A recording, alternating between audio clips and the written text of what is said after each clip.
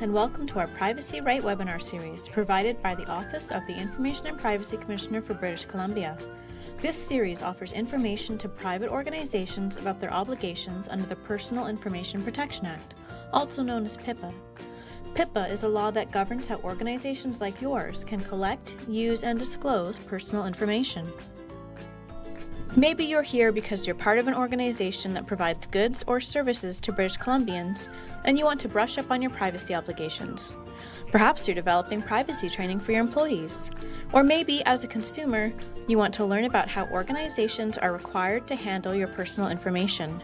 No matter the reason, you've come to the right place. In today's webinar, you'll learn how to manage a privacy breach. What is a privacy breach? Well, a privacy breach is the unauthorized access to or collection, use, disclosure, or disposal of personal information. A privacy breach can put your customers or clients at risk, is generally bad for business, and may be a contravention of PIPA, which requires organizations to protect the personal information in its custody or control. Most privacy breaches happen when the PI of customers, clients, patients, or employees is mistakenly disclosed, lost, or stolen.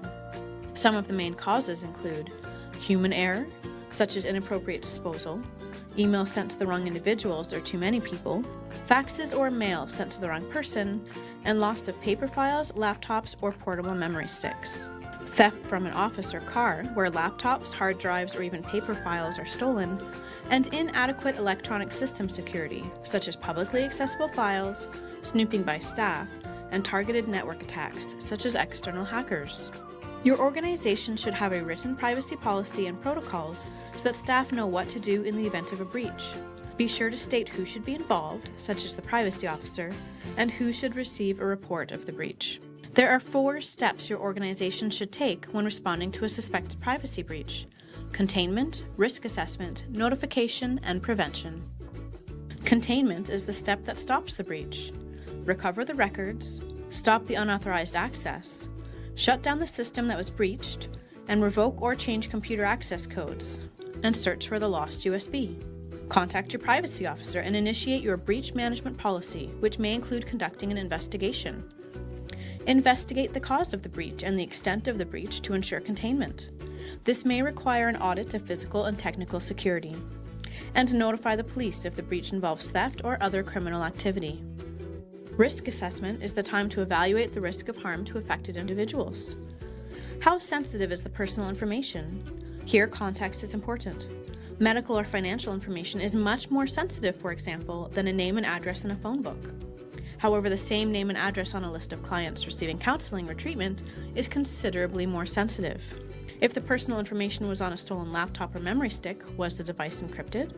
Is this a systemic problem, like snooping by an employee, or an isolated incident, such as a wrong email address? Who has the information now? Has the information been recovered? How many individuals are affected?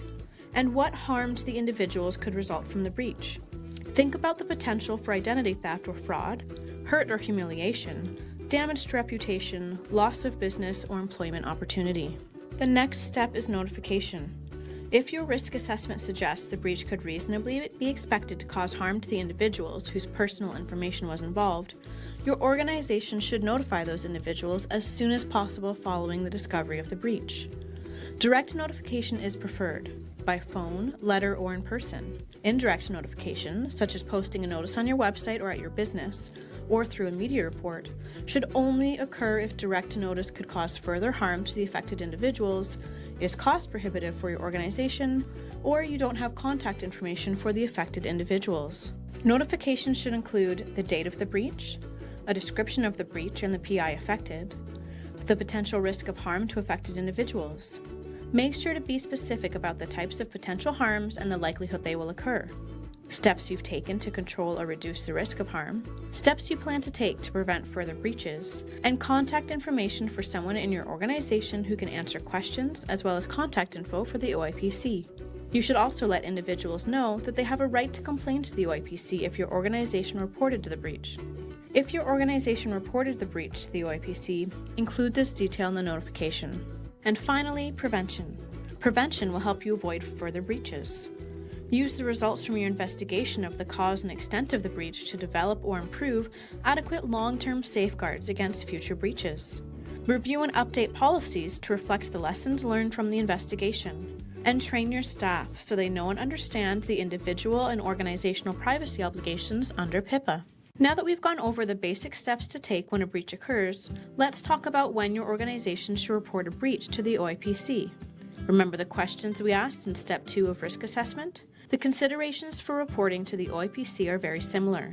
Here are some questions to help you decide whether to report to us. How sensitive is the PI? Could it be used to commit identity theft or fraud? Is there a reasonable chance of other harms to individuals whose PI was involved in the disclosure? What about hurt or humiliation, damage to reputation, loss of business or employment opportunity? How many people are affected by the breach? Was the PI fully recovered without further disclosure? Does your organization require assistance through any of the steps for responding to the breach? And do you have any questions about whether the steps you have implemented comply with your obligations under PIPA? If you have any questions about responding to a potential breach, give us a call. If you know you want to report the breach, you can also fill out and submit the Privacy Breach Checklist found in the Privacy Breaches Tools and Resources Guidance document on our website. And there you go. That's it for our webinar about managing privacy breaches. If you have any questions, you can reach out to us by email at info@oipc.bc.ca or give us a call at 250-387-5629. Make sure to check out our series of webinars on the website at oipc.bc.ca. Thanks for watching.